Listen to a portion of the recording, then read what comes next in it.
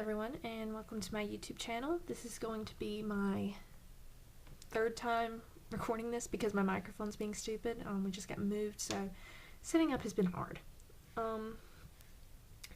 Anyways, I know it's been a while since I posted anything, but I plan on changing that in the future. Lots more videos planned. It's been a mess. Today's video is a picture I drew of Runaan from The Dragon Prince. It's on Netflix, a really good show, done by the same people who did Voltron, I believe, which gives it bonus points for me. I love the character design, so I had to do something for the show. And I thought, while this is going, I'd also give some insight to my art process, which is something I've been asked about, but I've never really talked about for some reason. So yeah, what you'll notice is that all my videos are always line art and color, which, sorry if you can hear my dogs in the background, it's always the line art and the coloring process. You always see a sketch ready to go at the beginning, and this is because I draw all my sketches on paper, take a picture, and then put it on the computer to finish it. Because I don't have a scanner, so I have to move things around between my phone and computer. But yeah, I'm a big fan of traditional art. I've started with traditional art. I've only been doing digital for about a year, so I always tend to gravitate more towards paper and pencil. But I love adding the colors and the effects on computer. I think it's great. Yeah, I always sketch it on paper, take a picture, put it on the computer, and then do my line art and coloring. My line art process is kind of weird. It involves a bunch of layers and merging layers. It's just, I couldn't really explain it even if I tried, but I like to get those nice, crisp, clean lines. I think it looks great. And as you can see now I'm coloring. I always swatch out my colors first thing, so that way I know what colors I'll be using, where they need to go. It just helps keep things organized. And then I'll go in and each color gets its own layer, and I'll just lay it out really messy and then go in and clean it up with the eraser, sorry, as you see me doing here.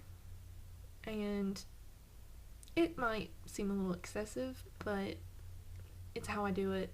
You know, I've tried it other ways, and this is probably the best way for me, just because I know I've laid down all the colors, and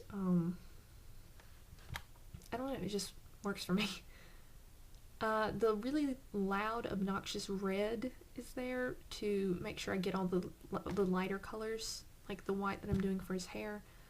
The red helps me make sure I get all of it from the edges and I don't get it inside where it needs to be. Like, I don't erase what needs to be there. So I always do really loud, obnoxious colors because it helps me see a little more clearly. Like I said, I'm a fan of really clean line work, really clean colors. It's my favorite. So this was a sticker, so I didn't put a whole lot of detail into it. I think it took me maybe an hour and a half to do after the initial sketch. So with my stickers, I usually don't do as much extra as I normally do. Now you can see me going in and adding some shadows, but I do not add highlights. That's one of the things I've noticed I do when I do stickers, is I never add highlights, and I don't do it on purpose. It just always ends up that way, which is strange. Yeah, highlighting the eyes. The hair, I might have overdone the shadows a little bit, looking back on it, but I'm still happy with the end product. This drawing was done after a very long dry spell of just not drawing at all. So taking that into consideration and looking at the final product, I'm actually really happy with how this turned out. And yeah, I probably overdid that hair.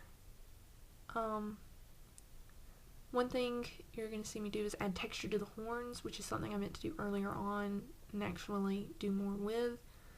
But in the end, looking at it, just looks like a wood texture almost in the show, so that's just what I went with. Just added the shadows, then I realized I'd forgotten the wood texture. I had to go back and do it. There it is. Yeah, adding highlights to the eyes, and now I'm outlining it, which is something I like to do with stickers. I follow a tutorial on YouTube. I can link it below. It's really cool. This person does a lot of really cool stuff, tutorials for Firealpaca. And I had problems getting the color right, and then I decided to go with blue, bring out his shirt, and you don't see it, but I put a black border around it. So yeah, that's my art process. Thank you for watching.